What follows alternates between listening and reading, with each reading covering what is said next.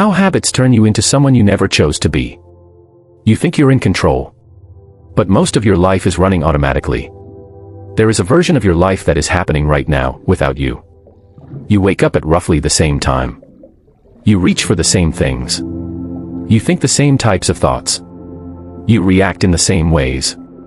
You move through your day on a script that feels familiar, predictable, automatic. And yet, you call it your life. But what if it isn't? What if most of what you do, most of what you think, most of who you are, is it consciously chosen? What if your life is not being created in the present moment, but simply replayed from the past? This is what we call the repetition trap. The repetition trap is the process by which your brain, in its pursuit of efficiency and survival, locks you into repeating the same behaviors, thoughts, and emotional patterns every single day. Your brain is designed to automate. It takes what you do repeatedly and turns it into a program. First, you choose your actions.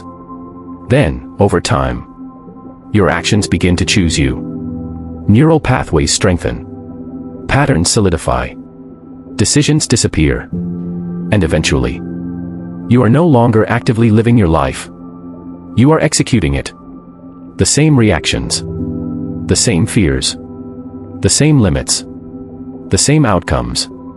Day after day. Not because you consciously decided this is who you want to be, but because your brain learned that this is who you have been. And once that identity is reinforced through repetition, it becomes your default setting. This is the hidden cost of habits. They don't just shape what you do. They shape who you become. Quietly. Gradually. Automatically. Until one day, you look at your life and realize something unsettling. You are living a version of yourself that you never actively chose. That is the automatic life. And if you don't understand how it works, you will spend years, even decades, reinforcing a life that was built unconsciously. But here's the truth. The same mechanism that traps you can also free you. Because once you see the system, you can begin to change it. If you're ready to break out of the repetition trap, to take back control of your identity, and to start living a life that is consciously designed, then make sure to subscribe to MindLab Audiobooks. Because this is not just another audiobook. This is a system upgrade for your mind. Introduction. Most people believe they are in control of their lives. They believe their decisions are intentional. Their habits are harmless. Their routines are simply part of being human. But this belief hides something far more powerful and far more dangerous. Automation. Your brain is constantly trying to reduce effort. It does this by turning repeated actions into automatic behaviors, habits that require little to no conscious thought. This is efficient. This is necessary. This is how you survive. But it comes with a hidden consequence. Because your brain does not distinguish between helpful patterns and harmful ones. It only recognizes repetition. Whatever you repeat becomes you. Not symbolically. Not metaphorically. Neurologically. Every repeated action strengthens neural connections. Every repeated thought reinforces a mental pathway. Every repeated emotional response conditions your internal state. Over time, these patterns form a system. A system that dictates how you think, how you feel, how you act, and ultimately, who you are. This system runs in the background. Silently. Automatically. Relentlessly. And the longer it runs, the harder it becomes to change. This is why people feel stuck. Not because they lack motivation. Not because they don't want more. But because they are operating inside a system that has been trained to produce the same outputs over and over again. You don't rise to the level of your goals. You fall to the level of your programming. And most people never question that programming. They simply live it. This audiobook is about exposing that system. It's about understanding how your habits are not just behaviors, but identity-building mechanisms. It's about recognizing the person you are today is largely the result of what you have repeatedly done in the past. And most importantly, it's about learning how to take control of that process. So you can stop becoming someone by accident and start becoming someone on purpose. In the next chapter, we begin by uncovering the first layer of this system. The invisible script that is already running your life.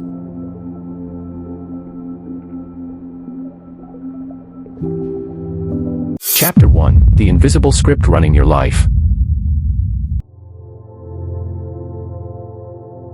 There is a script running in your life right now. You cannot see it. You did not consciously write it. And yet, it is guiding almost everything you do. From the moment you wake up to the moment you go back to sleep. Your behaviors follow patterns. Not random patterns. Not spontaneous decisions. Structured, repeated, reinforced sequences. A script. The nature of the invisible script. Think about your morning. You wake up. Perhaps you reach for your phone. You check notifications. You scroll. You get out of bed in a specific way. You follow a routine you rarely question. Now pause and ask yourself something simple. Did you actively decide each of those actions? Or did they just happen? For most people, the answer is uncomfortable. They just happened. This is the invisible script in action. A collection of learned behaviors that have been repeated so many times. They no longer require conscious thought. Your brain has automated them. Not because it wants to control you, but because it wants to save energy. Why your brain creates scripts? Your brain is not designed for constant decision-making. If you had to consciously decide every single action throughout the day, you would become mentally exhausted within hours. So your brain solves this problem in a very efficient way. It turns repeated behaviors into automatic routines.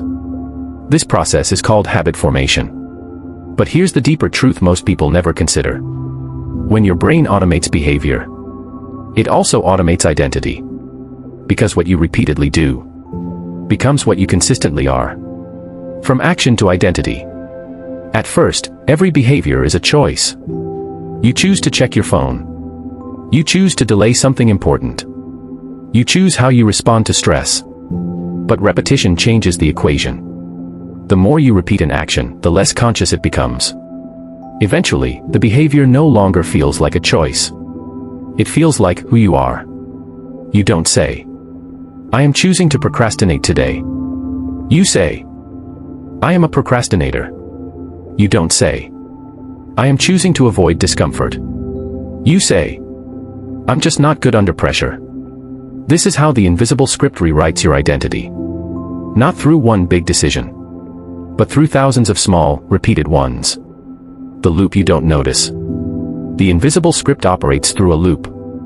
A predictable cycle that repeats itself daily. Trigger, behavior, reward. A trigger appears. It could be a feeling, a time of day, an environment, or a thought. Without thinking, you execute a behavior. Then your brain receives a reward. Not necessarily a positive outcome, but something that reinforces the action. Relief. Comfort. Distraction. Familiarity. And this is enough. Because your brain is not optimizing for long-term success. It is optimizing for immediate efficiency and short-term relief. So it locks the loop in place. Again and again. Day after day. Until the loop becomes your default. Why awareness feels difficult. If this system is so powerful, why don't more people notice it? Because automation removes friction. When something is automatic, it feels natural. And when something feels natural, you don't question it. You assume it is part of who you are. This is the trap. Because the more natural a behavior feels, the less likely you are to challenge it. Even if it is limiting your life. Even if it is holding you back. Even if it is quietly shaping a version of you that you never intended to become.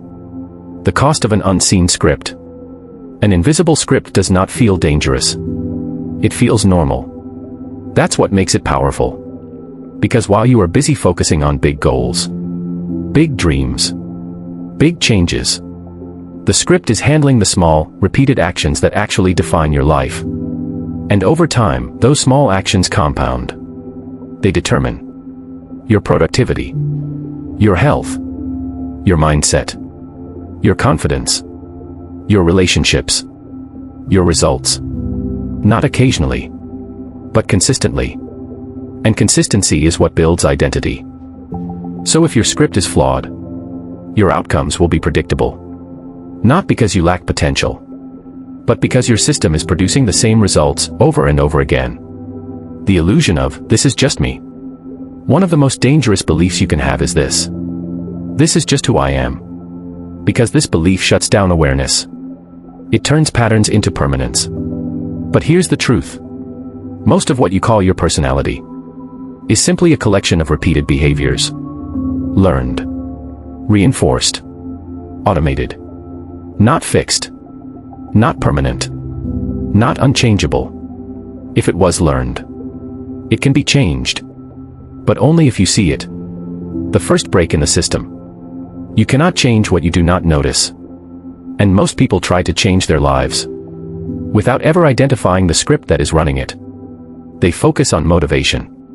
They focus on discipline. They focus on goals. But they ignore the system underneath. That's why change feels temporary. Because the script is still active, pulling them back into the same patterns. Real change begins somewhere else. Not with action, but with awareness. Seeing the script.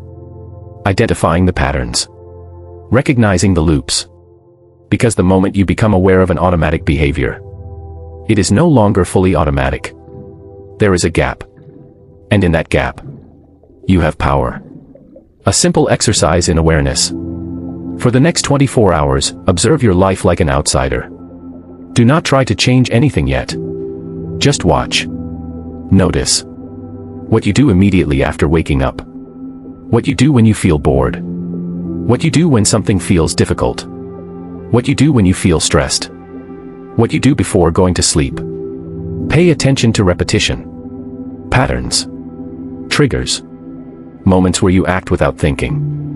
This is your script revealing itself. And once you see it clearly, you can no longer pretend it doesn't exist. Chapter 1 Summary. There is an invisible script running your life, built from repeated behaviors that have become automatic. Your brain creates this script to save energy by turning actions into habits. Over time, these habits do more than guide behavior, they shape identity. You begin to see repeated actions as part of who you are, even when they were never consciously chosen. This script operates through loops of triggers, behaviors, and rewards, reinforcing itself daily. Because it feels natural, it often goes unnoticed. But its impact is significant. It determines your daily actions, your long-term results, and ultimately, the person you become. The key to breaking this cycle is awareness. You must first see the script before you can change it. Practical lessons and exercises. First, practice observation without judgment. For one full day, focus on noticing your automatic behaviors rather than trying to change them. Second, identify 3 repeating patterns in your daily routine. These could be behaviors linked to stress, boredom, or avoidance. Third, map one habit loop. Define the trigger, the behavior, and the reward. Fourth, question one identity belief. Ask yourself, is this truly who I am, or just what I've repeatedly done? Fifth, create a pause moment. Choose one behavior you do automatically and insert a brief pause before it. Even a few seconds of awareness can begin to disrupt the script. Transition to next chapter. Now that you've begun to see the invisible script, we move deeper into the mechanism that keeps it in place. Because awareness alone is not enough. You need to understand why your brain locks these patterns so tightly. And why breaking them feels so difficult. In the next chapter. Chapter 2, The Repetition Trap, How Your Brain Locks You into the Same Life Every Day. We will uncover the neurological and psychological forces that turn repetition into a prison. And why most people never escape it.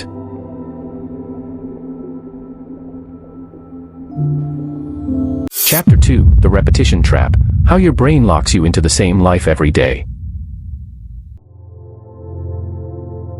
There is a force in your life that is stronger than motivation. Stronger than willpower. Stronger than intention. Repetition. Not dramatic decisions. Not rare moments of discipline. But what you do, again and again, without thinking. This is the mechanism that locks you into the same life every day. Not because you lack ambition. Not because you lack intelligence. But because your brain is designed to turn repetition into permanence. The brain's prime directive, efficiency over change. Your brain has one primary goal. To conserve energy. Thinking is expensive. Decision-making is demanding. Change requires effort. So your brain constantly looks for ways to reduce cognitive load. And it does this through repetition. Every time you repeat a behavior, your brain asks a simple question. Can I automate this? If the answer is yes, it begins the process of encoding that behavior into a neural shortcut. At first, this shortcut is weak. But with each repetition, it strengthens. Like carving a path through a forest. The first time was difficult. The second time is easier. The 100th time, it feels like the only path that exists. Neural pathways, the architecture of repetition. Inside your brain, repetition creates physical changes. Neurons that fire together, wire together. This is not a theory.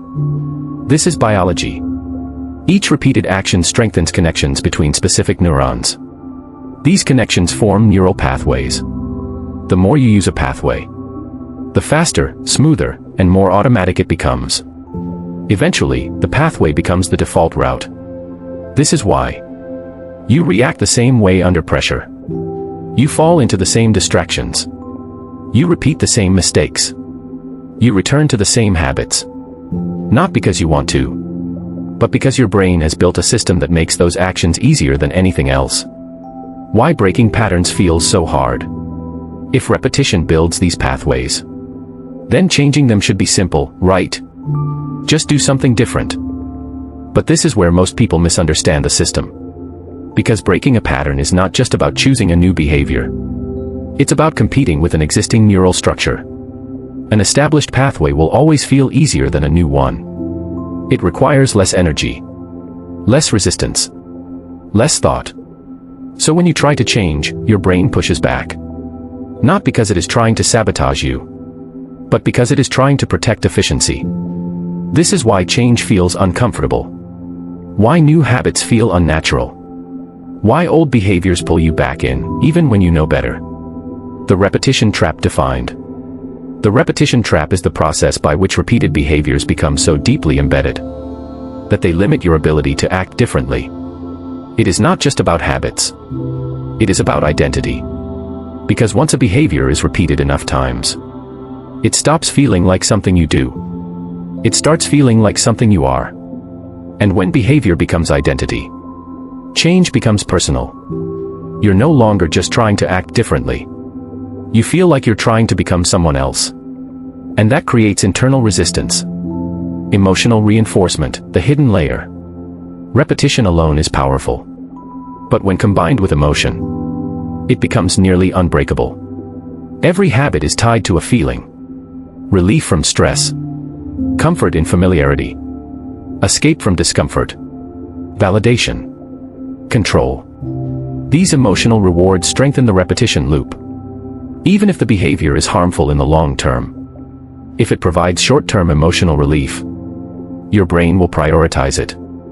This is why people scroll when they feel overwhelmed, avoid when they feel pressure, procrastinate when they feel uncertainty. Not because they don't care, but because the behavior temporarily solves an emotional problem. And your brain remembers that.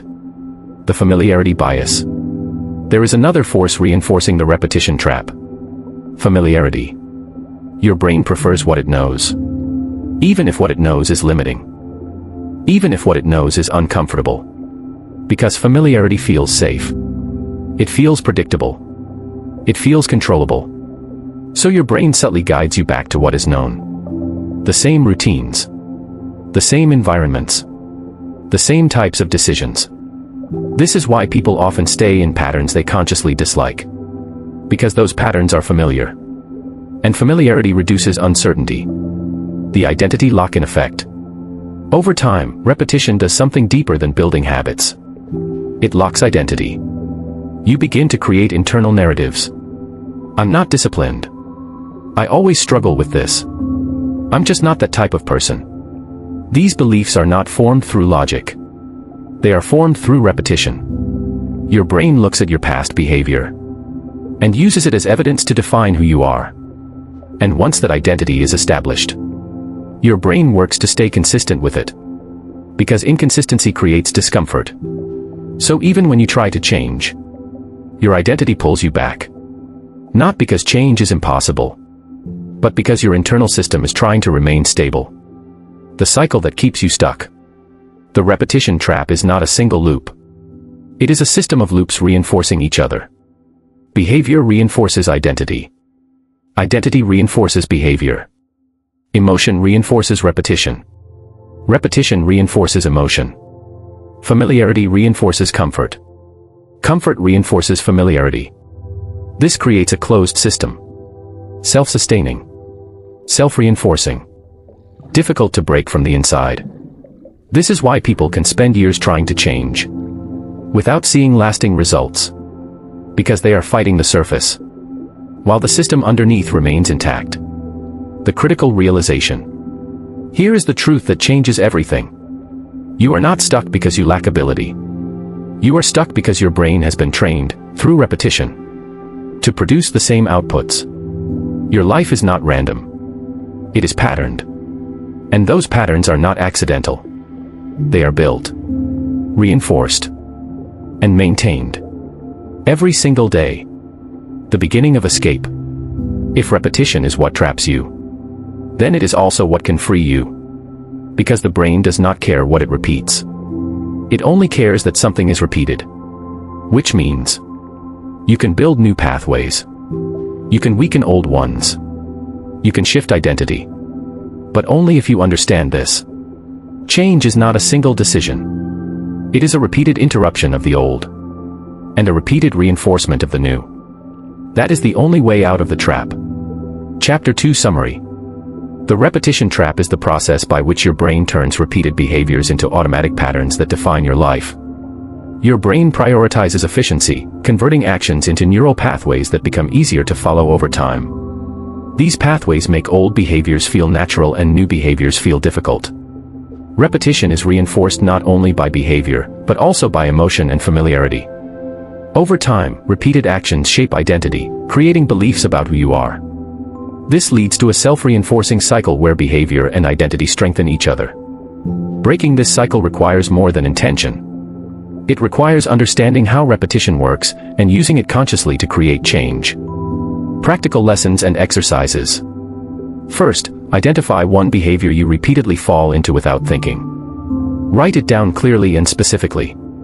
Second, trace the emotional reward behind that behavior. Ask yourself, what feeling am I getting from this? Third, notice when the urge appears. This is your trigger point, the moment where the loop begins. Fourth, practice interruption. The next time the trigger appears, pause before acting. You do not need to change the behavior immediately. Just disrupt the automatic response. Fifth, introduce a small alternative action. Something simple that shifts the pattern, even slightly. Consistency matters more than intensity.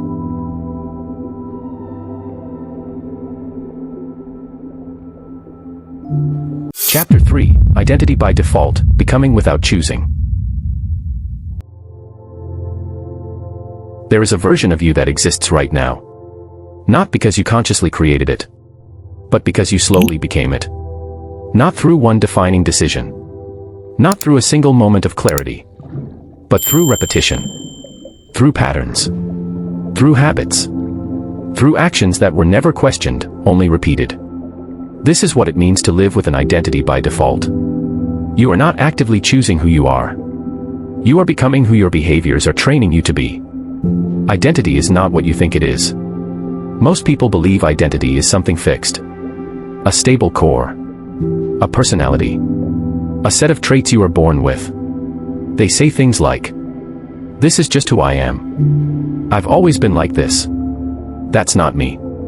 But identity does not begin as something solid. It begins as something flexible.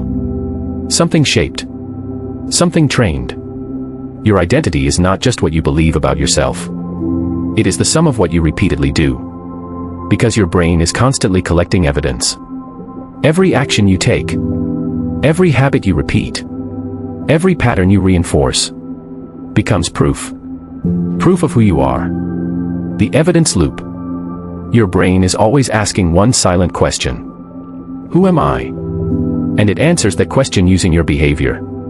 If you repeatedly avoid difficult tasks, your brain records.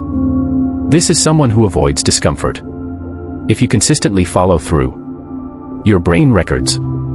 This is someone who takes action. These recordings accumulate. Not consciously, but automatically. And over time, they form a narrative. An internal story about who you are. This is the evidence loop. Behavior creates evidence. Evidence builds belief. Belief reinforces behavior. And once this loop is active, it runs on its own. How identity becomes default. At the beginning, you are not locked into any identity. You are simply acting. But repetition changes that. The more often a behavior occurs, the more your brain begins to expect it. And expectation turns into identity. You don't just procrastinate sometimes. You become a procrastinator. You don't just hesitate occasionally. You become someone who lacks confidence. This is where identity becomes dangerous. Because once it feels like who you are, you stop questioning it. You stop challenging it. You start defending it. Even if it is limiting you. The comfort of a fixed self. There is a reason people hold on to limiting identities. Even when they want to change. Identity creates stability. It creates predictability. It answers the question, what can I expect from myself? And the brain values that. Because uncertainty feels threatening. So even if your identity is holding you back, it still feels safer than the unknown. This is why change creates resistance. Not just behavioral resistance, but psychological resistance. You are not just changing actions. You are disrupting your sense of self. The invisible boundaries of identity. Once identity is formed, it begins to set limits. Invisible boundaries around what you believe is possible for you. You start thinking in constraints. I'm not the type of person who wakes up early. I'm not disciplined enough for that. I've never been consistent. These are not objective truths. They are conclusions drawn from repeated past behavior. But your brain treats them as rules. And those rules guide your decisions. You begin to act in alignment with them. Not consciously, but automatically. This is how identity controls behavior. Even when you are trying to change. Why motivation fails without identity shift. This is where most people struggle. They try to change behavior without changing identity. They set goals. They push themselves. They rely on motivation. But underneath, the old identity is still active. And identity always wins. Because behavior that contradicts identity feels wrong, unnatural, unsustainable. So eventually, you return to what feels like yourself. This is why change doesn't last. Because it was never integrated into identity. The subtle power of self-talk. Your internal dialogue reinforces your identity every day. The way you speak to yourself matters. Because it shapes perception. And perception shapes behavior. If you constantly say, I'm bad at this. I can't stay consistent. I always fail. You are reinforcing the same identity loop. Your brain hears repetition. And repetition becomes truth. Not because it is objectively true, but because it is consistently repeated. You became this way. Gradually. No one wakes up one day and decides to become stuck. Or undisciplined. Or inconsistent. Or limited. It happens slowly. Through small actions that seem insignificant. Skipped efforts. Delayed decisions. Repeated avoidance. Each one adds a small piece of evidence. And over time, those pieces form a complete identity. This is why it feels so real. Because it is built on history. But history is not destiny. The critical distinction. There is something you need to separate clearly. Who you are. Versus what you have repeatedly done. These are not the same. But your brain merges them. It takes repeated behavior and turns it into identity. But if behavior created identity, then new behavior can reshape it. Not instantly. Not dramatically. But gradually. The same way it was built. Identity can be rewritten. Here is the shift that changes everything. You do not need to wait to feel like a different person. To start acting like one. You can begin with action. Small, consistent actions that contradict your current identity. Each action becomes new evidence. Each repetition weakens the old belief and strengthens the new one. This is how identity evolves. Not through intention alone, but through repeated proof. Becoming on purpose. Most people become someone by default. They follow patterns they never questioned. They adopt identities they never chose. They reinforce behaviors they never examined. But there is another way. You can become someone on purpose. By understanding that identity is not fixed, but formed. Not assigned, but built. And if it is built through repetition, then you have the ability to rebuild it. Chapter 3 Summary. Identity is not a fixed trait, but a result of repeated behavior. Your brain forms identity by collecting evidence from your actions and turning it into beliefs about who you are. This creates a loop where behavior reinforces identity, and identity reinforces behavior. Over time, this process becomes automatic, leading to an identity formed by default rather than conscious choice. Limiting identities persist because they feel stable and familiar. Attempts to change behavior often fail when they do not address underlying identity. True change requires creating new behavioral evidence that gradually reshapes identity. Practical lessons and exercises. First, identify one limiting belief you have about yourself. Write it clearly, in a simple sentence. Second, challenge its origin. Ask yourself, what repeated behavior created this belief? Third, separate behavior from identity. Remind yourself, this is something I've done repeatedly, not who I am permanently. Fourth, define a new identity direction. Choose one trait you want to build. Be specific and realistic. Fifth, take one small action that aligns with that identity. Even a minor action counts as new evidence. Repeat it consistently. Because repetition builds belief. Transition to next chapter.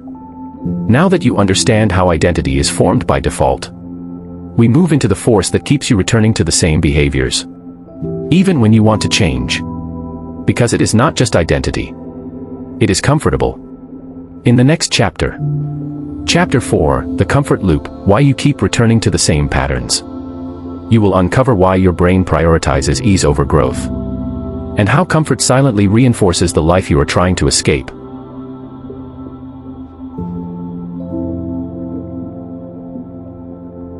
Chapter 4, The Comfort Loop, Why You Keep Returning to the Same Patterns. There is a force quietly shaping your decisions. Not through logic. Not through long-term thinking. But through comfort. Not comfort as relaxation. Not comfort as peace. But comfort as familiarity. Ease. Predictability.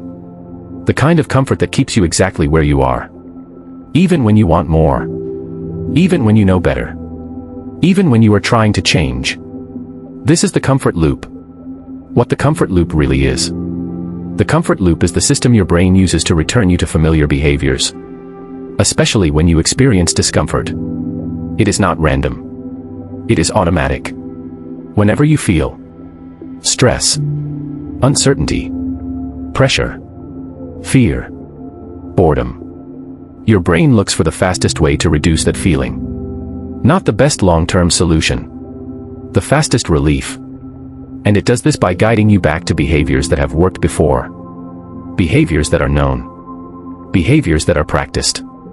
Behaviors that feel easy. This is comfort. Comfort is not what you think.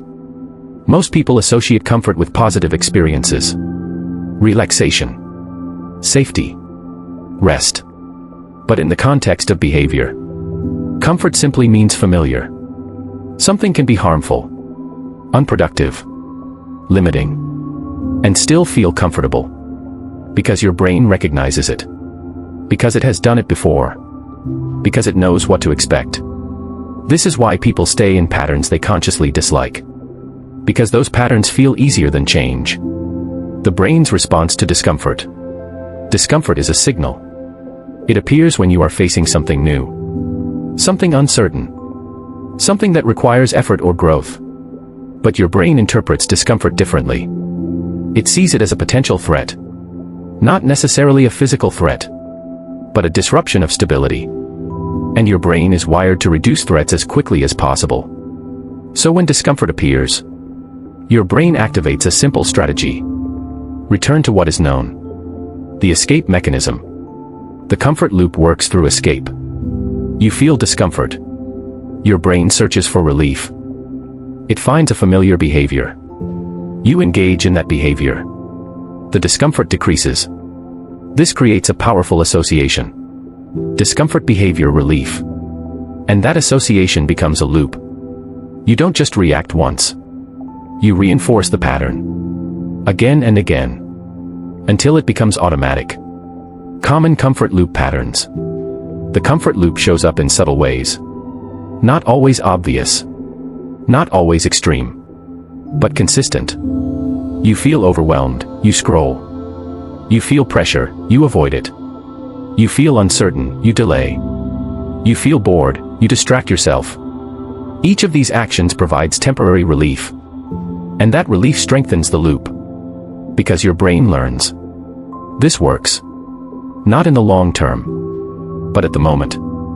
And the brain prioritizes the moment. Why growth feels uncomfortable. If comfort is tied to familiarity, then growth is tied to discomfort. Because growth requires new actions. New patterns. New responses. And new always feels unfamiliar. Uncertain.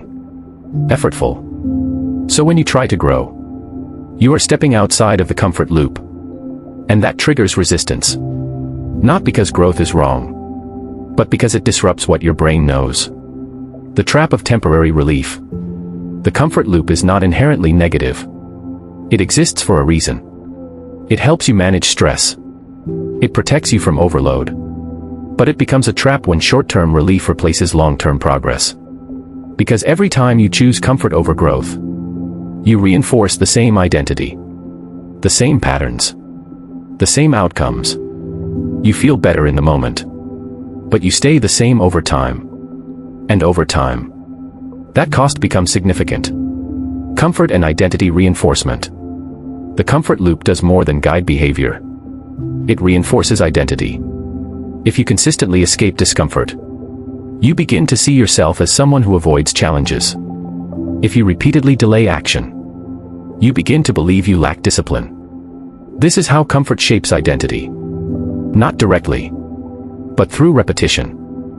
And once identity is involved, the loop becomes stronger. Because now, your behavior is not just familiar. It feels like who you are. Why you return to old patterns. Even after moments of motivation. Even after making progress. People often return to old habits.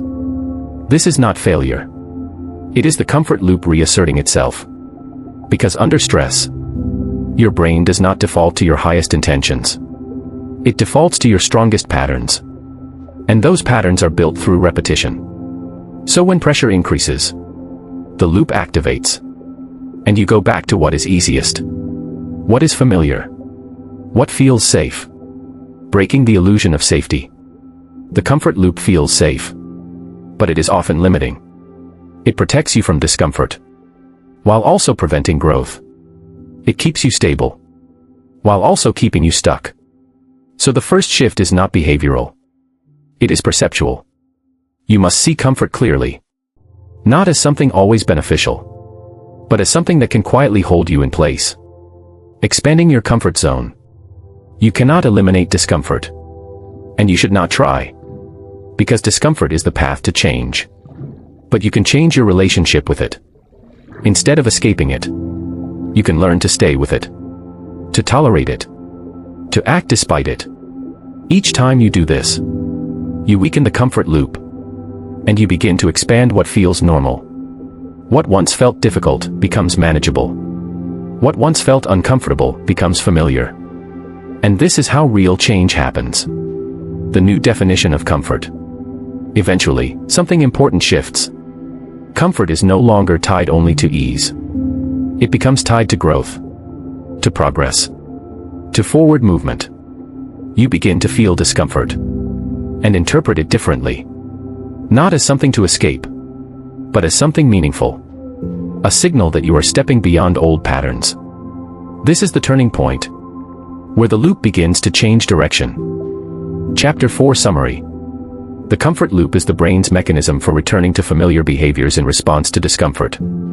It prioritizes immediate relief over long-term progress, reinforcing patterns that feel easy and predictable. Comfort is not always beneficial, as it is based on familiarity rather than value. When discomfort arises, the brain triggers behaviors that reduce it quickly, creating a loop of repetition. This loop reinforces both behavior and identity, making change more difficult. Breaking the comfort loop requires recognizing that discomfort is a necessary part of growth.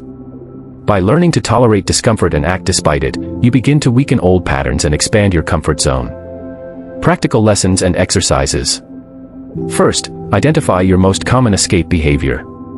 Notice what you do when discomfort appears. Second, define the trigger. What feeling or situation leads to this behavior? Third, delay the response. The next time the trigger appears, wait for a short period before acting. This creates space in the loop. Fourth, stay with the discomfort. Observe it without immediately trying to remove it. Fifth, take a small alternative action. Choose something that moves you forward, even slightly. Consistency is more important than intensity. Transition to next chapter. Now that you understand how comfort pulls you back into the same patterns, we move into a deeper layer of the system. Because even when you believe you are making conscious decisions, there is something else influencing your choices. Something subtle. Something powerful. In the next chapter, Chapter 5, The Illusion of Control, Why You Think You're Choosing, you will uncover how much of your decision-making is actually automatic, and why the feeling of control can be misleading. Chapter 5, The Illusion of Control, Why You Think You're Choosing. There is a moment before every action you take. A moment so brief, so subtle, that you almost never notice it. A moment where you believe, I chose this. But what if that moment is not what it seems? What if the decision you think you made was already made for you? Not by someone else. Not by an external force. But by a system inside you, built through repetition. This is the illusion of control. The feeling of choice. You experience your life as a series of decisions. What to do. What to say. How to respond. And because you feel like you are choosing, you assume you are in control. But the feeling of choice is not always the same as actual control. Because most decisions do not start in conscious awareness. They begin earlier. Faster. Deeper. The speed of the brain. Your conscious mind is slow. It analyzes. It reflects. It evaluates. But your brain has systems that operate much faster. Automatic processes that recognize patterns and trigger responses instantly. These processes are built from repetition. From everything you have done, thought, and experienced. Over time, they become predictive. They do not wait for you to decide. They anticipate. Decisions before awareness. Before you consciously choose an action, your brain has already prepared it. Based on past patterns. Based on familiar responses. Based on what it has learned is most efficient. Then, a fraction of a second later, your conscious mind becomes aware of the decision. And it feels like you made it. But in many cases, you are becoming aware of something that has already been set in motion. Why the brain works this way. This is not a flaw. It is a feature. If you had to consciously process every decision, you would slow down. You would hesitate. You would become overwhelmed. So your brain builds shortcuts. Automatic responses that allow you to act quickly, efficiently, without constant deliberation. This is useful. Until it isn't. When automation takes over, automation becomes a problem when it governs areas of your life that require awareness. Your reactions. Your habits. Your responses to stress. Because these are the moments that shape your outcomes. And if they are controlled by past patterns, then your future will mirror your past. Not because you chose it, but because you repeated it. The narrative after the fact. Here is where the illusion becomes complete. After you act, your conscious mind creates a story, a justification, A reason. I decided to do this because. I chose that because. But often, this explanation comes after the behavior. It is not the cause. It is the narrative. Your brain is excellent at creating meaning. Even when the decision itself was automatic. The autopilot effect. Most people spend large portions of their day on autopilot. They move through routines. They respond to familiar triggers. They follow established patterns. And because it feels seamless, they assume it is intentional. But autopilot is not the same as control. It is the absence of conscious intervention. A system running without oversight. Why this matters? If your actions are largely automatic, then your results are predictable. Not random. Not surprising. But consistent with your patterns. This is why people often say, I don't know why I keep doing this. Because from a conscious perspective, it feels unexplainable. But from a systems perspective, it is completely logical. The behavior is aligned with the underlying programming. The gap between intention and action. You may have clear intentions, goals, plans, ambitions. But intention exists in the conscious mind. And action is often driven by the automatic system. If these two systems are not aligned, intention loses. Every time. This is why you know what to do. And still not do it. Because knowledge does not override automation. Only repetition does. Regaining control. If control is an illusion, does that mean you have none? No. It means control exists in a different place than you think. Not in every decision. Not in every moment. But in specific points within the system. Control exists in awareness. In the ability to notice the moment before action becomes automatic. That brief window. Where you can interrupt the pattern. The power of the pause. Between trigger and response. There is a gap. Small. Almost invisible. But real. And in that gap, you have influence. Not complete control. But influence. Enough to shift direction. Enough to choose differently. But only if you are aware of it. Training conscious intervention. You cannot rely on awareness all the time. It is not realistic. But you can train it. You can increase the number of moments where you notice the pattern. Where you catch yourself. Where you pause before acting. And each time you do, you weaken the illusion. You move from automatic reaction to intentional response. The real definition of control. Control is not about forcing every decision. It is not about constant discipline. It is not about eliminating automation. Control is about shaping the system that produces your actions. So what is automatic? Is aligned with what you actually want. This is the shift. From controlling actions to design patterns. Chapter 5 Summary. The illusion of control arises from the belief that all decisions are consciously made. In reality, many actions are initiated by automatic processes shaped by repetition. The brain prepares responses before conscious awareness, creating the feeling of choice after the fact. This leads to a gap between intention and behavior, where automatic patterns override conscious goals. Most daily actions occur on autopilot, making outcomes predictable based on past behavior. True control does not lie in every decision, but in awareness of patterns and the ability to interrupt them. By recognizing the gap between trigger and response, you can begin to influence your behavior intentionally. Practical lessons and exercises. First, notice moments of automatic behavior. Pay attention to actions that happen without conscious thought. Second, identify one recurring situation where you feel out of control. Be specific. Third, focus on the moment before the action. Train yourself to recognize the trigger. Fourth, introduce a pause. Even a brief moment of awareness can change the outcome. Fifth, reflect after the action. Ask yourself, did I consciously choose this, or did it happen automatically? This builds awareness over time. Transition to next chapter. Now that you understand how control can be misleading, we move into the physical foundation of everything we've discussed. Because these patterns are not just psychological. They are biological. In the next chapter, Chapter 6, Neural Wiring, How Habits Reshape Your Brain. You will discover how repetition physically changes your brain, and why your habits are not just behaviors, but structures embedded in your neural system.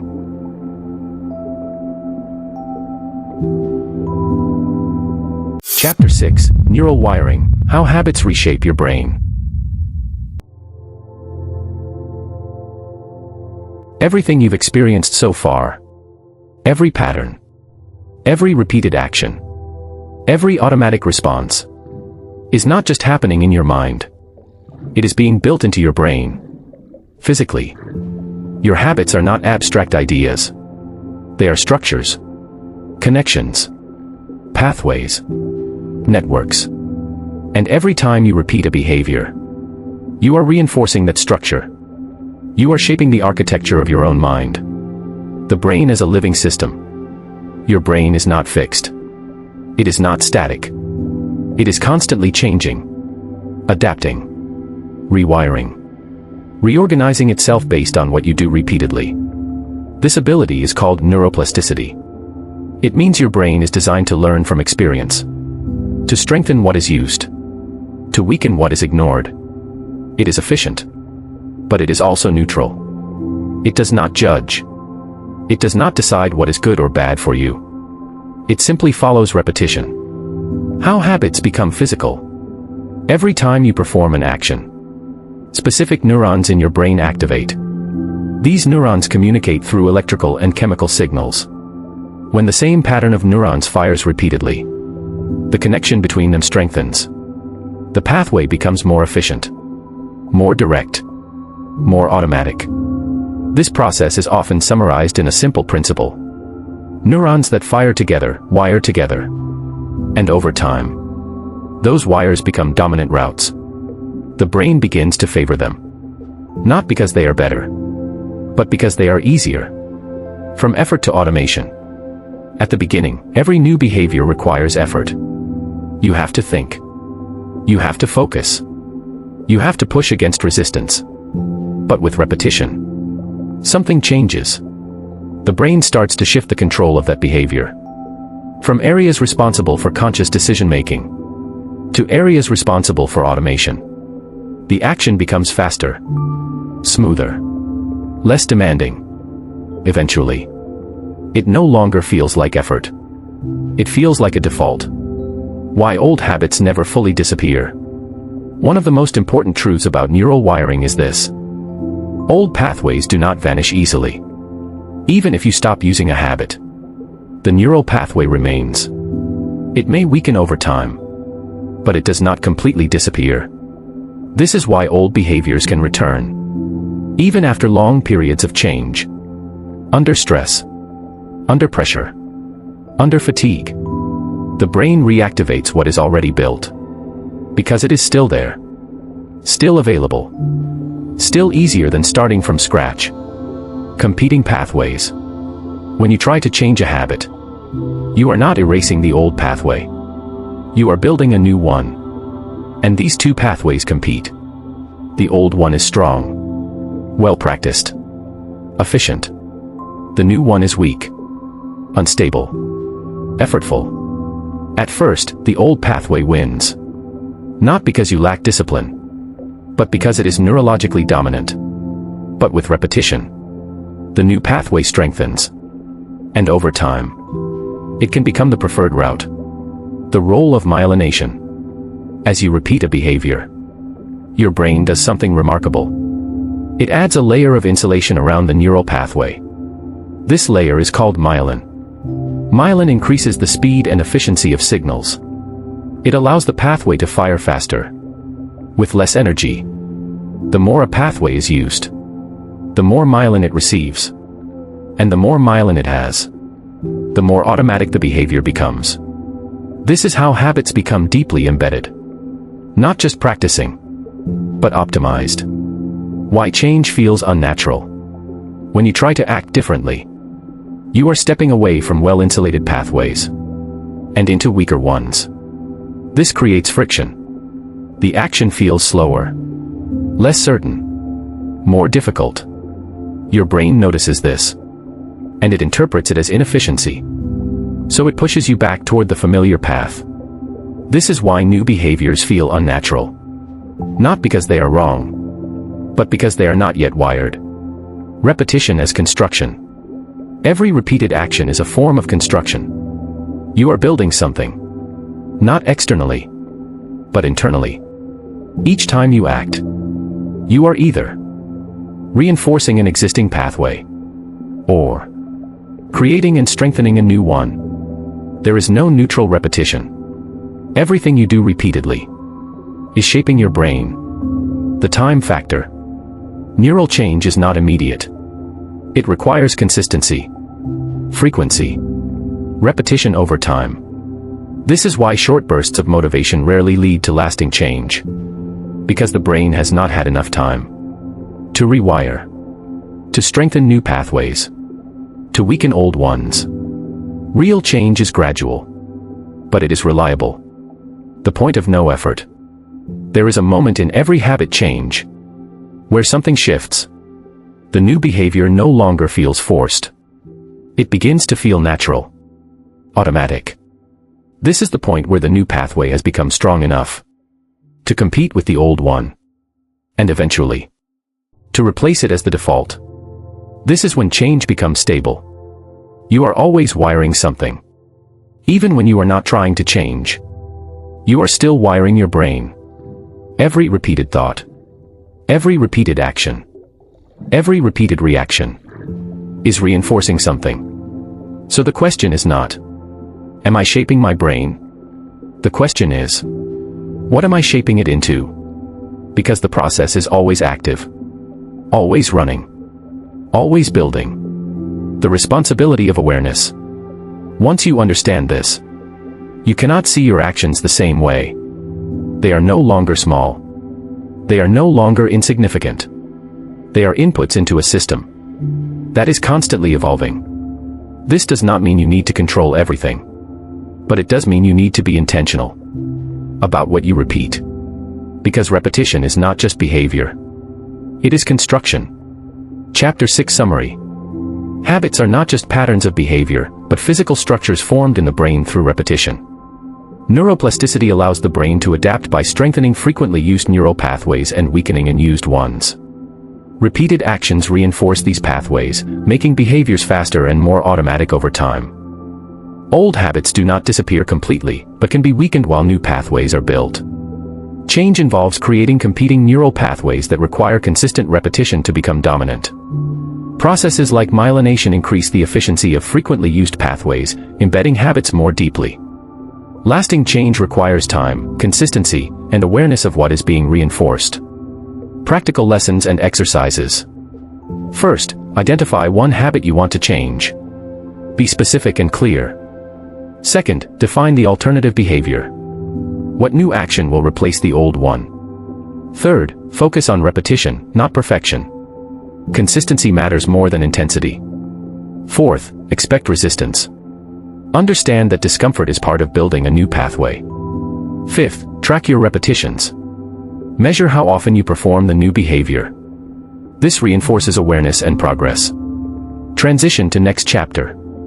Now that you understand how habits physically shape your brain, we move into a deeper layer of reinforcement. Because behavior is not driven by logic alone. It is driven by feeling. In the next chapter, Chapter 7, Emotional Conditioning, Why You Feel Stuck. You will uncover how emotions anchor your habits, and why certain patterns feel so difficult to break, even when you understand them. Chapter 7, Emotional Conditioning, Why You Feel Stuck. There is a reason you return to the same patterns. Even when you understand them. Even when you want to change. Even when you've tried before. It is not a lack of knowledge. It is not a lack of intelligence. It is emotional conditioning. Because beneath every habit, beneath every repeated behavior, there is a feeling. And that feeling is often what keeps the pattern alive. Behavior is driven by emotion. Most people believe they act based on logic. They think they analyze, decide, and then act. But in reality, emotion comes first. You feel something. Then you act in response to that feeling. Then your mind explains the action afterward. This happens so quickly. It feels like a single step. But it is not. Emotion is the trigger. Behavior is the response. The emotional memory system. Your brain does not just remember events. It remembers how those events made you feel. Every time you experience something, your brain records the emotional state associated with it. Relief, stress, anxiety, comfort, satisfaction. And these emotional memories become powerful signals. They guide future behavior. Not through conscious thought, but through association. How conditioning begins. Imagine a simple scenario. You feel stressed. You reach for your phone. You scroll. You distract yourself. For a moment, the stress decreases. Not completely, but enough. Your brain registers this. Scrolling reduces stress. Now, the next time you feel stressed, your brain suggests the same behavior. Not as a conscious idea, but as an urge, a pull, a subtle impulse that feels automatic. This is conditioning. The reinforcement loop. Emotional conditioning works through reinforcement. A feeling appears. You perform a behavior. The feeling changes. If the behavior reduces discomfort, even slightly, your brain strengthens the connection. It says, "This works. Do it again." And you do. Again and again. Until the loop becomes automatic. Why negative patterns persist? Many habits are not built on positive outcomes. They are built on relief. Relief from discomfort. Relief from pressure. Relief from uncertainty. This is why people repeat behaviors that do not serve them. Because at the moment, those behaviors solve an emotional problem. Even if they create larger problems later. Your brain prioritizes immediate emotional shifts over long-term consequences. Emotional shortcuts. Over time, your brain creates shortcuts. It no longer waits for full emotional intensity. Even a small signal, a hint of discomfort, can trigger the behavior. You don't need to feel extreme stress to escape. You only need to feel a slight version of it. And the loop activates. This is why patterns feel automatic. Because they are preloaded responses to emotional states. The weight of repeated feelings. Emotions are not isolated. They accumulate. If you repeatedly experience avoidance, doubt, frustration, relief through escape, these emotional patterns become familiar. And familiarity creates preference. Even if the emotion is negative, your brain becomes used to it. This is one of the most overlooked truths. You can become conditioned to feel stuck. Not just behave in a stuck way, but feel that way consistently. Identity and emotion. Emotional conditioning does not just affect behavior. It shapes identity. If you repeatedly feel overwhelmed, you begin to see yourself as someone who struggles. If you repeatedly escape discomfort, you begin to believe you cannot handle pressure. These beliefs are not formed through logic. They are formed through emotional repetition. And once they are established, they reinforce the cycle. Why awareness alone is not enough. At this point, you may understand your patterns. You may recognize your triggers. You may even predict your behavior. And yet, you still feel pulled toward the same actions. This is because awareness operates at the level of thought. But conditioning operates at the level of feeling. And the feeling is faster, stronger, more immediate. So when emotion rises, it overrides logic. Unless you train a new response, changing the emotional association. To break a pattern, you must change the emotional link, not just the behavior. You must teach your brain. This feeling does not require that response. At first, this was difficult, because the old association is strong. But with repetition, a new connection forms. The same feeling leads to a different action, and eventually, a different result. Staying with the feeling. One of the most powerful shifts you can make is learning to stay with discomfort without immediately escaping it. To feel stress without distraction. To feel pressure without avoidance. To feel uncertainty without delay. This interrupts the loop. It breaks the automatic link between emotion and behavior. And in that break, you create space for change. Reconditioning the system. Emotional conditioning is not permanent. It is learned. Which means it can be relearned. You can build new associations. Stress focus. Pressure action. Discomfort growth. But this requires repetition. Consistent exposure to new responses. Until the brain begins to recognize them as valid. As effective. As normal. The turning point. There is a moment in this process where something changes. The feeling that once triggered avoidance no longer has the same power. Not because it disappears, but because your response has changed. You no longer react automatically. You respond intentionally. And when that happens, the pattern begins to dissolve. Chapter 7 Summary. Emotional conditioning is the process by which feelings become linked to specific behaviors through repetition. Your brain learns to associate certain actions with emotional relief, reinforcing patterns over time. These patterns persist because they solve immediate emotional discomfort, even if they are harmful long-term. Emotional triggers can activate behaviors automatically, often bypassing conscious awareness. Repeated emotional experiences shape both behavior and identity, creating a sense of being stuck. Breaking these patterns requires changing the emotional association, not just the behavior. By learning to tolerate discomfort and respond differently, you can recondition your system. Practical lessons and exercises. First, identify one emotion that frequently drives your behavior. Be specific. Second, observe what action follows that emotion. Notice the automatic response.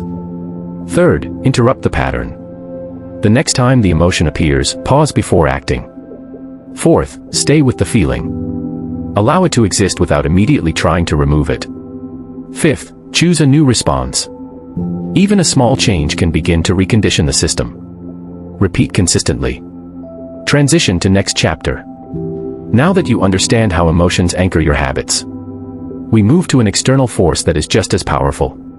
Because your patterns are not shaped by your mind alone. They are shaped by your surroundings.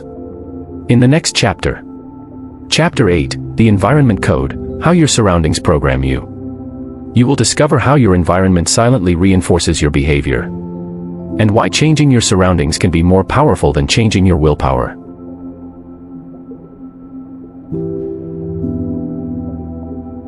Chapter 8, The Environment Code, How Your Surroundings Program You. There is a force shaping your behavior that you rarely question. It is not your mindset. It is not your motivation. It is your environment. The spaces you live in. The objects around you. The people you interact with. The signals you are exposed to every day. All of it is programming you. Quietly. Consistently. Automatically. This is the environment code. You do not act in isolation. Most people believe their behavior comes from within. From discipline. From willpower. From internal strength. But behavior does not exist in isolation. It is always a response. A reaction to something. A cue. A trigger. A signal in your environment. Remove the signal. And the behavior often disappears. Change the signal. And the behavior begins to shift. The power of cues. Your environment is filled with cues. Visual cues. Auditory cues. Contextual cues. A notification sound triggers checking your phone. A couch invites rest. A cluttered desk encourages distraction. A specific place triggers a specific routine. These cues are not neutral. They are instructions. They tell your brain, this is what we usually do here. And your brain responds accordingly. Context-dependent behavior. Your behavior changes depending on where you are. You act differently at home. Compared to work. Differently around certain people. Compared to others. This is not an inconsistency. It is context. Your brain associates environments with behaviors. So when you enter a familiar setting, the corresponding patterns activate. automatically. You do not decide. You respond. Environment as memory. Your surroundings are not just physical spaces. They are memory systems. Every environment you spend time in stores associations. Your room remembers your habits. Your workspace remembers your focus level. Your phone remembers your distractions. Not literally, but neurologically. Your brain links place to behavior. So when you return to that place, the behavior returns with it. Why willpower fails in the wrong environment? You can have strong intentions, clear goals, high motivation, but if your environment contradicts them, you will struggle, because you are fighting constant cues, signals that pull you toward old patterns. This is exhausting, and eventually, willpower fades. Not because you are weak, but because the system is working against you. The invisible influence of people. Your environment is not just physical. It is social. The people around you influence your behavior more than you realize. Through conversation. Through norms. Through expectations. If you are surrounded by distraction, distraction feels normal. If you are surrounded by discipline, discipline feels natural. You adapt. Without noticing. Because humans are wired to align with their environment. The default path of least resistance. Your brain is constantly looking for the easiest path. And your environment defines what is easy. If your phone is within reach, distraction is easy. If unhealthy habits are accessible, they become default. If productive tools are visible and ready, action becomes easier. The environment sets the path. Your brain follows it. Designing versus accepting your environment. Most people accept their environment as it is. They adapt to it. They react to it. But they do not question it. They do not design it. This is where control is lost. Because an undesigned environment will always default to convenience, not intention. And convenience rarely leads to growth. Small changes, large effects. You do not need to completely redesign your life. Small changes in your environment can create significant shifts in behavior. Moving an object, changing a layout, removing a distraction, adding a visible cue for a positive habit. These changes alter the signals your brain receives. And new signals create new patterns, making good behavior easier. If you want to change behavior, make it easier.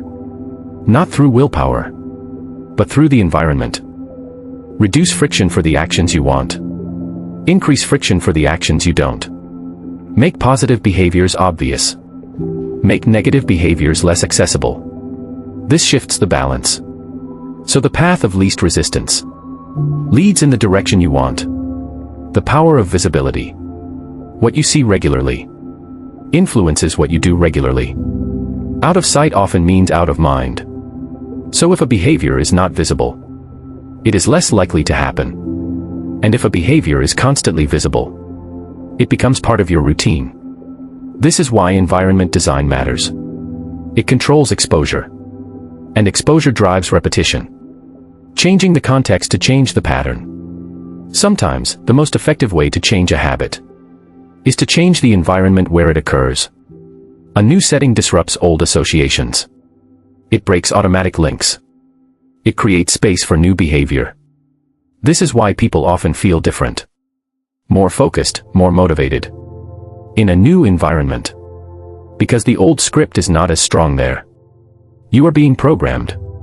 Whether you realize it or not. Your environment is shaping you. Every day. Through repetition. Through exposure. Through cues. The question is not, is my environment influencing me? The question is it influencing me in the direction I want? Taking back control. You may not control everything around you, but you can control some things. And small control is enough. Because of small changes, repeated consistently, reshape behavior. And behavior shapes identity. So when you change your environment, you are not just changing your surroundings. You are changing your system. Chapter 8 Summary.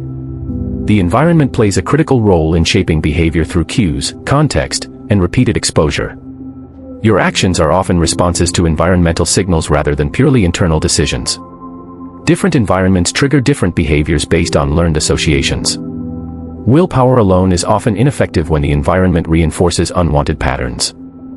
Social surroundings also influence behavior by setting norms and expectations.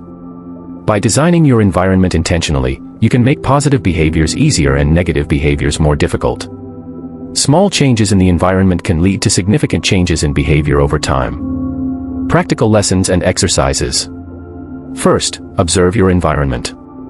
Notice what cues are influencing your behavior daily. Second, identify one negative trigger. Something in your surroundings that leads to an unwanted habit.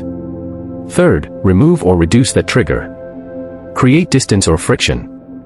Fourth, introduce a positive cue. Place something visible that encourages a desired behavior. Fifth, adjust your environment gradually. Focus on small, consistent changes. Transition to next chapter. Now that you understand how your environment programs your behavior, we move into the moment where real change begins. Because awareness, emotion, and environment all matter. But nothing changes until you interrupt the pattern. In the next chapter, Chapter 9, Breaking the Loop, Interrupting Automatic Behavior, you will learn how to disrupt the cycles that keep you stuck, and how to create the first real shift toward intentional action.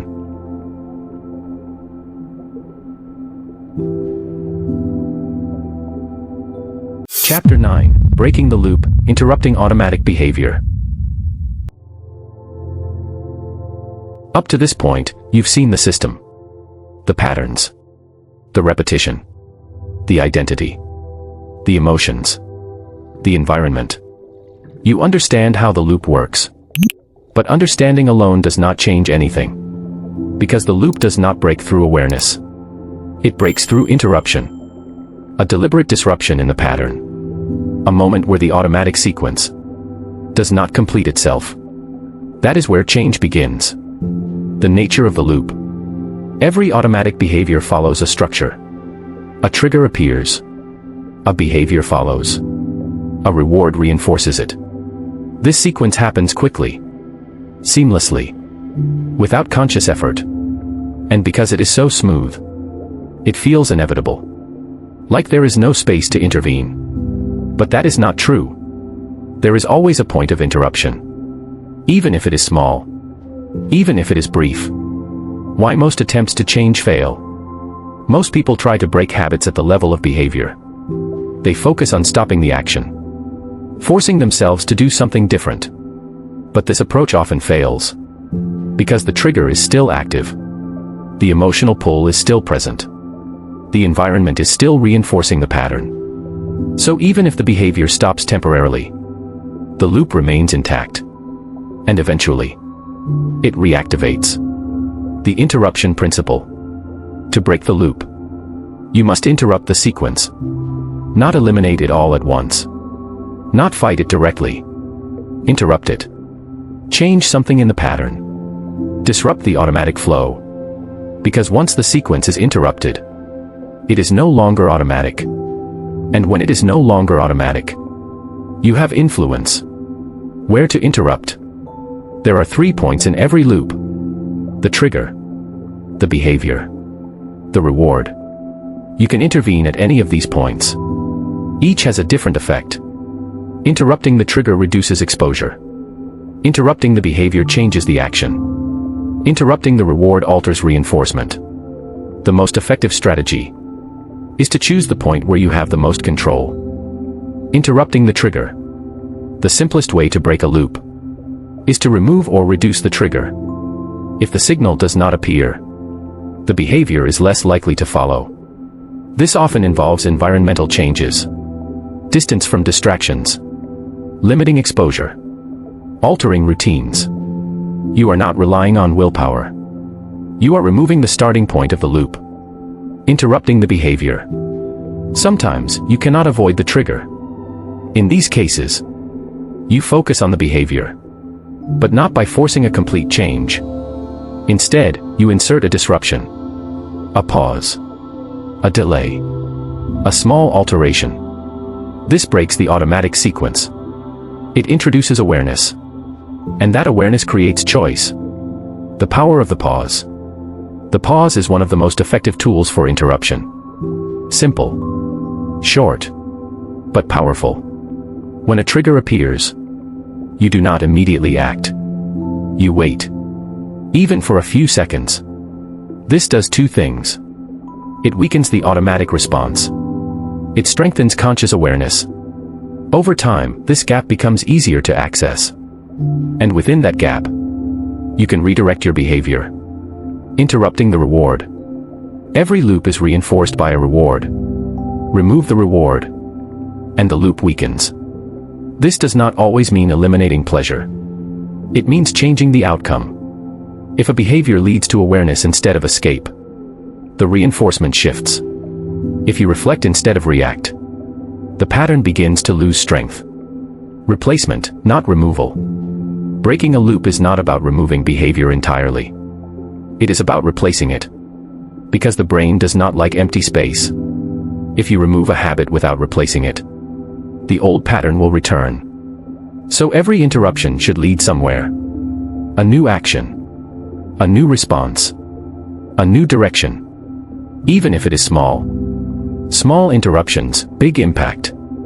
Change does not require dramatic shifts. It requires consistent interruptions. Small breaks in the pattern. Repeated over time. Each interruption weakens the old loop. Each alternative strengthens a new one. This is how systems change. Gradually. Reliably. Expect resistance. When you interrupt a pattern, you will feel resistance. Discomfort. Urges. Internal tension. This is not a sign of failure. It is a sign that the system is being challenged. The brain is trying to return to efficiency, to familiarity. But if you persist, the resistance decreases, and the new pattern begins to stabilize. Building the interruption habit. Interruption itself becomes a habit. The more you practice it, the more automatic it becomes. You begin to notice triggers faster. Pause more naturally. Redirect more easily. This is the transition. From reacting automatically to intervene consistently. The first real shift. Breaking the loop is not about perfection. It is about creating a difference. A small deviation from the usual pattern. Because once the pattern changes, even slightly, the outcome changes. And when outcomes change, identity begins to shift. Chapter 9 Summary. Breaking automatic behavior requires interrupting the habit loop at key points. The loop consists of a trigger, behavior, and reward, all of which can be disrupted. Most attempts to change fail because they focus only on behavior while leaving the rest of the loop intact. Effective interruption involves pausing, altering responses, or reducing exposure to triggers.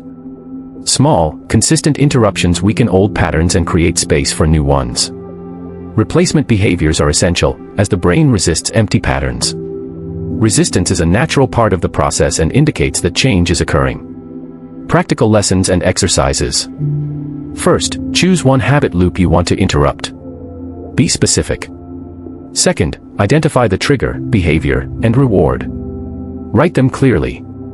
Third, decide where to intervene. Choose the point where you have the most control. Fourth, practice the pause. When the trigger appears, wait before acting. Fifth, introduce a replacement action. Even a small shift is enough. Repeat consistently. Transition to next chapter. Now that you know how to interrupt the loop, we move into the next level of change. Because interruption creates space. But transformation requires direction. In the next chapter, Chapter 10, Rewriting Identity, Becoming Someone New on Purpose. You will learn how to intentionally shape your identity. And how to build a version of yourself that is no longer driven by default patterns, but by conscious design.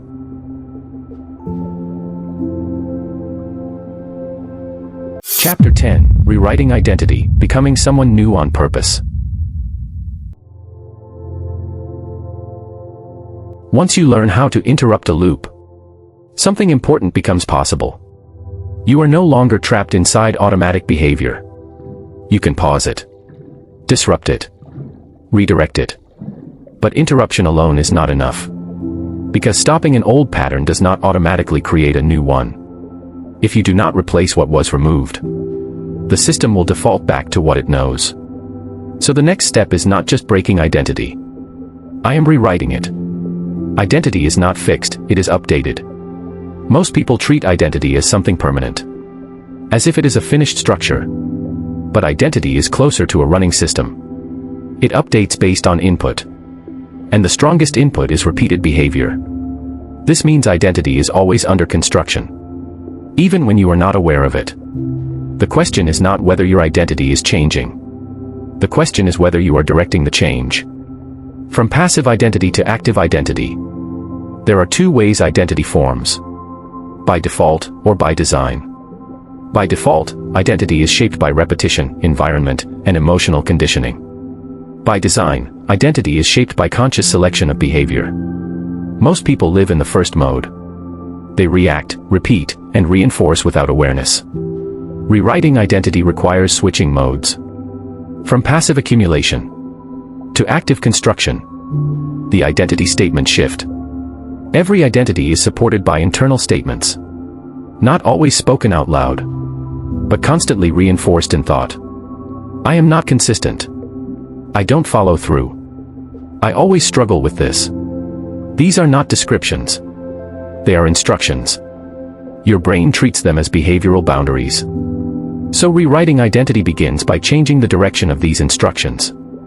Not through repetition of words, but through repetition of evidence. Identity follows action, not intention. One of the most critical principles of change is this: identity does not follow intention. It follows action. You do not become something by deciding it. You become something by doing it repeatedly. This is why motivation is unreliable. It creates intention without structure. But identity requires structure. And structure is built through repetition. Acting before believing. A common misconception is that you must believe something before you can become it. But in practice, the process often works in reverse. You act first. Then belief adjusts. If you consistently act in a new way, your brain begins to collect evidence. That evidence slowly reshapes belief. And belief eventually stabilizes into identity. So change does not start with confidence. It starts with behavior. Identity friction. When you act outside your current identity, you experience friction. A sense of resistance, discomfort, doubt, internal contradiction. This is normal. It is the gap between old identity and new behavior. Your brain is trying to resolve inconsistency. And initially, it will try to pull you back to the familiar pattern. But if you persist, the system begins to adjust. Building identity through evidence. Every action you take is a data point. Your brain is constantly collecting these data points and using them to answer one question: what kind of person is doing this repeatedly? So identity is not declared. It is inferred. If you repeatedly avoid action, the inference becomes, this is someone who avoids. If you repeatedly take action, the inference shifts, this is someone who acts. The brain updates identity based on patterns, not promises. The power of small proof. You do not need large actions to rewrite identity. You need consistent proof. Small actions repeated over time are more powerful than rare large efforts. Because identity is built on frequency, not intensity. One small action performed consistently creates more identity change than occasional bursts of effort. Designing the new identity. To rewrite identity intentionally, you must define two things: what you are currently reinforcing, what you want to reinforce instead. Then focus entirely on behavior. Not outcomes. No results. But actions that align with the desired identity. Because identity is not built by thinking about who you want to become. It is built by behaving like that person in small, repeated ways. Resistance will follow identity change. When you begin to act differently, resistance will increase. Old habits will feel stronger. Old thoughts will feel louder. This is not a sign to stop. It is a sign that the system is recalibrating. The old identity is losing dominance. and it does not leave quietly. But if you continue, the resistance fades, and the new identity stabilizes. The moment identity starts to shift, there is a point where something subtle happens. A new behavior no longer feels forced. It starts to feel familiar, then normal, then natural. This is the beginning of an identity shift. Not dramatic, not suddenly, but real. Because repetition has taken hold. An identity follows repetition. You are always becoming something. There is no neutral state. You are always reinforcing a version of yourself. Through every small action, every repeated behavior, every decision you default to.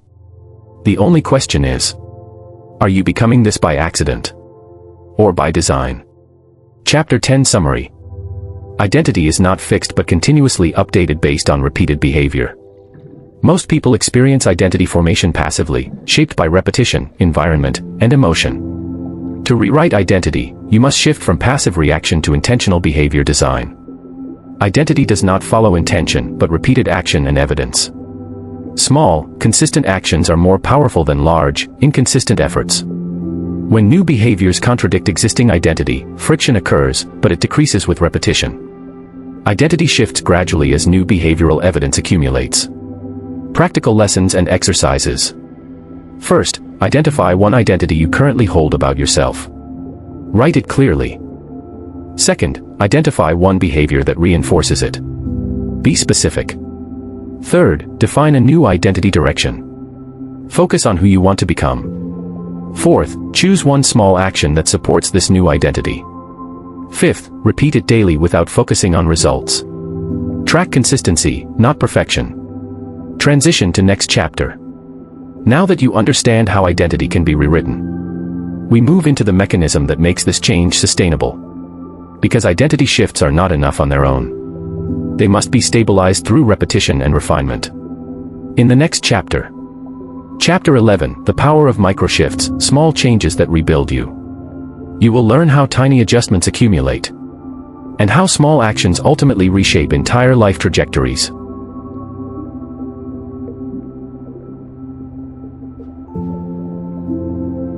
Chapter 11, The Power of Microshifts, Small Changes that Rebuild You. Real transformation rarely looks dramatic while it is happening. It does not arrive as a sudden breakthrough. It does not announce itself with clarity or certainty. It does not feel like a complete reinvention in a single moment. Instead, it begins almost invisibly. With something small. So small that it feels irrelevant at first. A microshift. Why small changes matter more than big ones. Most people underestimate small actions because they do not feel significant in the moment. They believe change must be large to matter. But the brain does not measure change by size. It measures repetition, frequency, consistency. A small action repeated daily will always outperform a large action performed occasionally. Because identity is not built in spikes. It is built in accumulation. The compounding nature of behavior. Every behavior has a compounding effect. Not immediately visible, but structurally powerful over time. A single repetition does almost nothing. But repeated hundreds of times, it becomes a system. This is how habits transform identity. Not through intensity, but through accumulation. Like interest compounding in a financial system. Except the currency is behavior. Microshifts versus major overhauls. Most people try to change through major overhauls. New routines.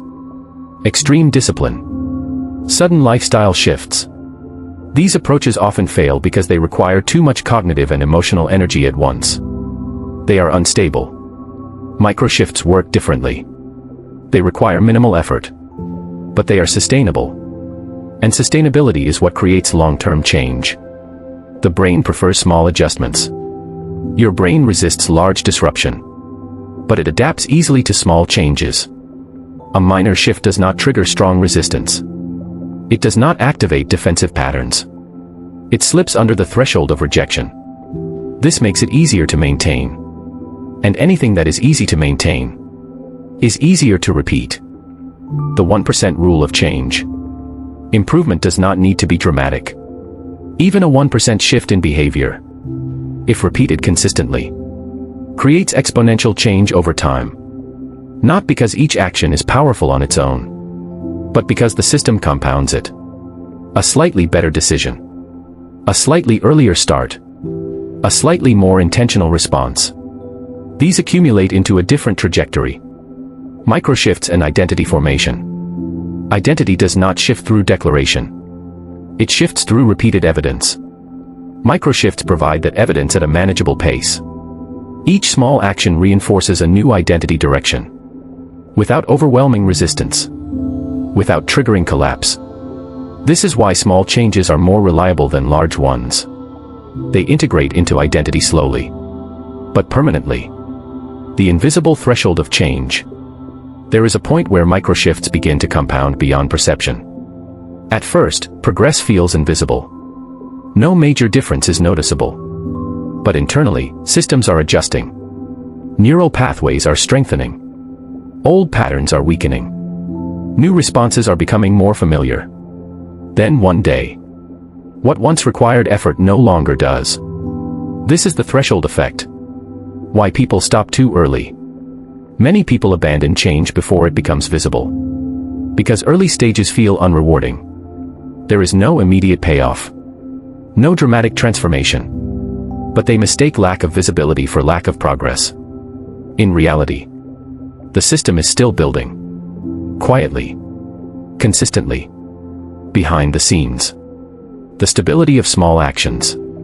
Small actions are easier to repeat. And repetition is what stabilizes behavior. When something is stable, it becomes automatic. And when it becomes automatic, it becomes part of identity. This is why microshifts are not just about change. They are about permanence. Examples of microshifts. Microshifts are not complicated. They are subtle adjustments in behavior direction. A slightly earlier response instead of delay. A slightly shorter pause before action. A slightly more intentional decision. A slightly different reaction to stress. Each one is small. But each one redirects the system. The direction principle. What matters most is not the size of the shift, but the direction of the shift. Are you moving closer to the identity you want? Or further from it? Even if the steps are small, direction determines outcome. Because systems follow trajectories, not single actions. Building momentum without force. Momentum in behavior does not come from pressure. It comes from repetition of small wins. Each microshift reduces resistance slightly. Each repetition makes the next one easier. Eventually, behavior begins to carry itself. Not through force, but through familiarity. When micro becomes macro. Over time, microshifts stop feeling small. Because their cumulative effect becomes visible. A new baseline forms. Old behaviors feel less natural. New behaviors feel normal. At this point, change is no longer something you are doing. It is something you are becoming. The quiet nature of real change. Real transformation is often unremarkable while it is happening. It does not feel dramatic. It feels subtle. Almost ordinary. But beneath that ordinariness, a complete restructuring is taking place. One small decision at a time. Chapter 11 Summary. Microshifts are small, consistent behavioral changes that compound over time to create significant transformation. The brain responds better to small adjustments than large disruptions, making microshifts more sustainable. Behavioral change is driven by repetition and accumulation rather than intensity. Small actions repeated consistently reinforce identity and create long-term stability. Progress in the early stages of change is often invisible but still structurally significant. Direction matters more than size when evaluating behavioral change. Over time, microshifts build momentum and reshape identity naturally. Practical lessons and exercises. First, identify one behavior you want to improve. Keep it simple. Second, reduce it to a microshift. What is the smallest possible improvement you can make? Third, apply it consistently for 1 week. Fourth, avoid evaluating results too early. Focus only on repetition. Fifth, track direction, not perfection. Ask whether your actions are moving you forward. Transition to next chapter. Now that you understand how small changes accumulate into transformation, we move to the final stage of the system. Because change is not complete until it becomes sustainable. In the next chapter, Chapter 12, Living Deliberately, Escaping the Automatic Life, you will learn how to fully transition from unconscious repetition to intentional living, and how to maintain awareness in a world designed to pull you back into automation.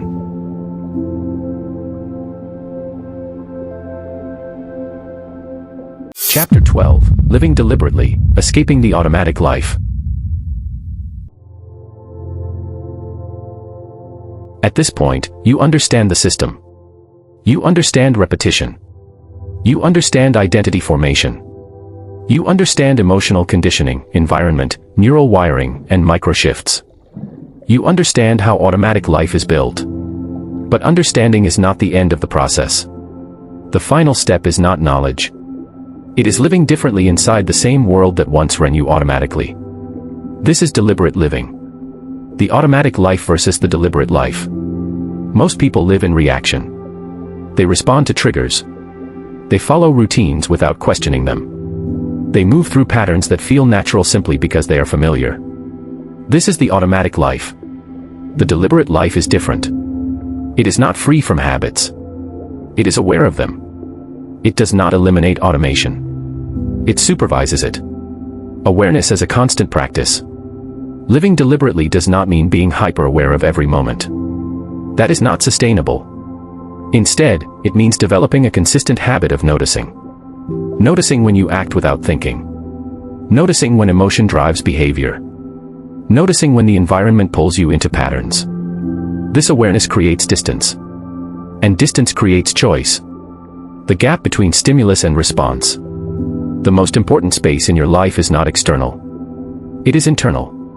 The gap between what happens and how you respond. In automatic living, this gap disappears. Stimulus becomes response. But in deliberate living, the gap expands. Even slightly. And in that space, you regain influence. Not total control, but direction. You do not eliminate automation. A common misunderstanding is that freedom means removing habits. This is not possible. Nor is it necessary. Automation is efficient. It allows you to function without constant effort. The goal is not to eliminate it. The goal is to design it. So that what runs automatically supports what you consciously value. Designing the default system. Deliberate living means shaping your defaults. Because most of your life is lived in default settings. Default reactions. Default routines. Default environments. Default responses to emotion. If you do not design these, they will be designed for you. By repetition. By comfort. By environment. So the question becomes, what should your default life look like? Awareness without judgment. When you begin observing your behavior, you will notice patterns you do not like. Old habits. Automatic reactions. Unproductive cycles. The goal is not to judge them. Judgment creates resistance. And resistance reduces clarity. The goal is observation. Neutral awareness. Seeing the pattern without becoming it. The shift from reaction to response. Reaction is automatic. It happens before awareness fully forms. Response includes awareness. Even if only for a moment. That moment is enough to change direction. Not always. Not perfectly. But consistently enough to matter. Deliberate living is built on response rather than reaction. The role of small interruptions. You do not need to control everything. You only need to interrupt what matters. A pause before a familiar habit. A moment of reflection before an emotional reaction. A slight adjustment in an automatic routine. These interruptions create space. And space allows choice. The stability of conscious systems. A life built on awareness is more stable than a life built on impulse. Because it adapts. It does not rely solely on old patterns. It updates. It evolves. It responds to reality rather than repeating the past. This is the foundation of deliberate living. Escaping does not mean leaving. Escaping the automatic life does not mean escaping your environment or escaping your responsibilities. It means changing your relationship with them. You still live within systems, but you are no longer unconsciously controlled by them. You become an observer and a participant. At the same time, the return of old patterns. Even with awareness, old patterns will return. This is not failure. It is design. Your brain will always favor efficiency. So the automatic system never fully disappears, but its influence weakens. Because awareness interrupts its dominance. And interruption changes outcomes over time. Living as a continuous practice. Deliberate living is not a final state. It is not something you achieve once. It is something you practice continuously. Through awareness. Through small interruptions. Through repeated choices aligned with intention. Some days you will be more automatic. Some days are more deliberate. What matters is direction, not perfection. The final realization. The automatic life is not something outside of you. It is something built through you. Through repetition. Through the environment. Through emotion. Through unconscious reinforcement. And because it was built, it can be rebuilt. Not instantly. Not completely. But progressively. Through awareness applied consistently. Chapter 12 Summary. Living deliberately means becoming aware of automatic patterns without trying to eliminate them entirely. Automation is not removed but redesigned to align with conscious intention. Deliberate living relies on expanding the gap between stimulus and response, allowing space for choice. Awareness replaces reaction, enabling more intentional behavior over time. Old patterns may persist but lose dominance through consistent interruption. The goal is not perfection, but continuous alignment between actions and intended identity. Final conclusion. The automatic life is built quietly. Through repetition. Through comfort. Through emotion. Through the environment. Through neural reinforcement. It does not happen all at once. It happens gradually. Which is why it feels normal. But normal does not mean chosen. And once you understand how it is built, you also understand how it can be changed. Not through force. Not through extremes. But through awareness applied repeatedly. Every small interruption matters. Every microshift compound. Every conscious response weakens automation. And every deliberate action rebuilds identity. You are always becoming something. By default or by design. The difference is awareness. And what you do with it. If this audiobook helped you recognize the system behind your habits, subscribe to MindLab audiobooks for more deep system-level breakdowns of human behavior, identity, and transformation. Because once you see the automatic life clearly, you cannot unsee it. And once you cannot unsee it, you can begin to change it. Conclusion. The architecture behind automatic life. Everything in this audiobook points to one central reality. Your life is not primarily shaped by isolated decisions. It is shaped by systems. Systems built through repetition. Systems reinforced by emotion. Systems stabilized by the environment. Systems encoded into neural pathways. Systems that gradually become identity. And once a system is in place, it does not require your awareness to continue operating. It runs automatically. That is the nature of automatic life. The real mechanism of change. Most people attempt to change their lives at the level of outcomes. They want different results. They want new circumstances. They want immediate transformation. But outcomes are not the entry point of change. They are the end product. The entry point is behavior. And beneath behavior is repetition. And beneath repetition is identity. And beneath identity is system design. This is the hierarchy that determines everything. Why awareness alone is not enough. Awareness is the beginning of change, not the completion of it. Seeing the system does not automatically dismantle it. But it does something essential. It interrupts unconscious participation. It creates distance between you and your patterns. And that distance is where transformation becomes possible. Because without awareness, you are the system. With awareness, you can begin to influence it. The illusion that ends here. One of the most important realizations is this: you are not your habits. But your habits reflect what you have repeatedly allowed to persist. This distinction changes everything, because it removes permanence. It replaces identity as fixed with identity as constructed. And anything that is constructed can be reconstructed. The nature of lasting change. Lasting change is not dramatic. It is not fast. It is not linear. It is gradual reinforcement of new patterns until they replace old ones as the default. This requires patience, consistency, and above all, repetition in the right direction. Because repetition is the force that built the old system. And repetition is the only force strong enough to build a new one. The final principle. If there is one principle that governs everything in this audiobook, it is this: you become what you repeatedly do. Not occasionally. Not theoretically. But consistently. And once this is understood fully, life stops being a mystery of random outcomes. It becomes a reflection of structured inputs. Escaping the automatic life. Escaping the automatic life does not mean eliminating automation. It means reclaiming authorship over it. It means identifying the loops, interrupting the patterns, rewriting the identity, and reshaping the environment that sustains it. Not once, but repeatedly, until the new system becomes the default. Final reflection. Automatic life is powerful because it is invisible.